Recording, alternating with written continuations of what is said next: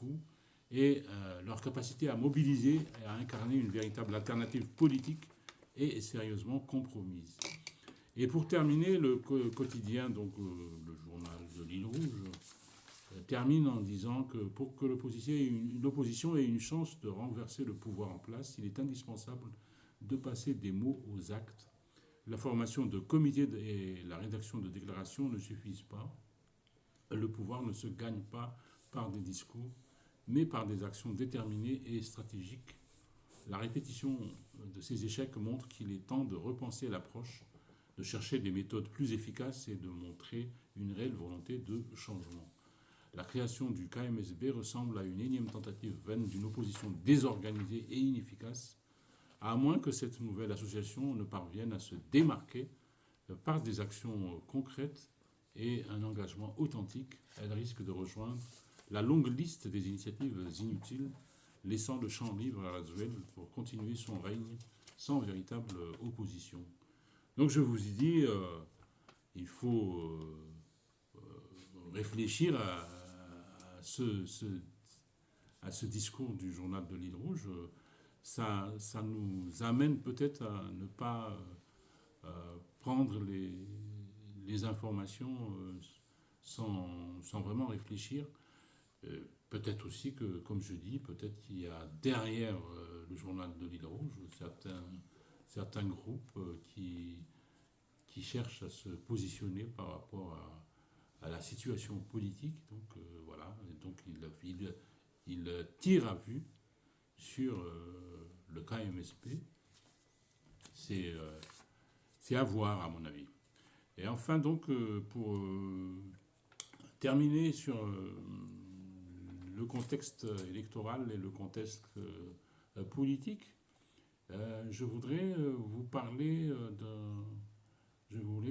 d'un article qui est sorti dans Madagascar Tribune la semaine dernière, donc le 8 juin, et qui est intitulé Funambule hasardeux, au pluriel, hein, Funambule hasardeux. Donc, il s'agit d'un article donc, de Madagascar Tribune qui dit ceci: un extrait d'interview publié dans nos colonnes, c'est-à-dire de Madagascar Tribune, du secrétaire d'État chargé des villes nouvelles et des habitats, concernant le téléphérique en cours de construction dans la capitale, ne peut que laisser perplexe.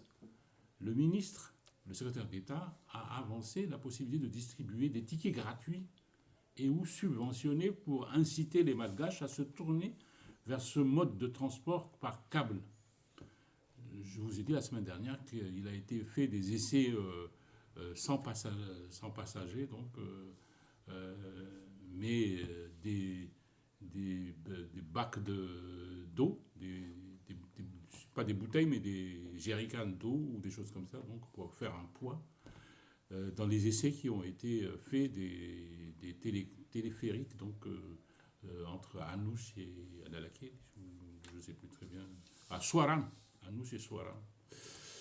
Alors, remarque de Madagascar Tribune, une étude sérieuse sur le potentiel de rentabilité de ce transport par câble a-t-elle été effectuée, ou est-ce juste le symbole idéologique qui a primé dans le projet? L'expérience montre en effet que la mégalomanie narcissique de M. Lazuel le pousse à rechercher la moindre occasion de se poser comme un bâtisseur ou un innovateur. Et avec la mise en place, par exemple, de ce téléphérique, il est donc amplement servi, et les notions de rentabilité et de pertinence passent au second plan derrière l'appétit pour le wera-wera.